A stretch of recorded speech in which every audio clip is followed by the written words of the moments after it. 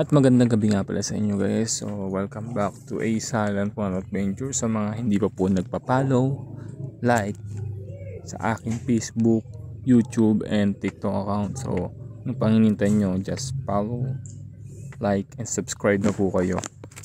So kanina napadaan po ako sa isang coffee shop. Maliit lang naman siya.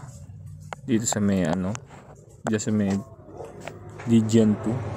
Sabukan na lang po sa pagpasok ng gate. At ang pangalan po ng coffee shop is Capited Brew.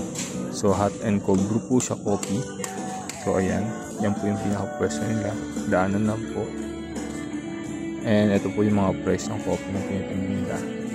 Yes, ang in-order ko nga pala dyan is kape con leche. Siyempre yung maliit lang. So nga, may tulogin tayo. So yun, sa mga gusto magabili, punta lang po kayo dyan. At ito lang ang in-order natin.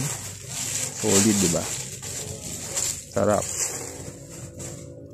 Yun lang naman, share ko lang naman yung nabili ko. O siya, ano pang hinintay nyo? Follow, subscribe and like na po my page. Thank you. Bye.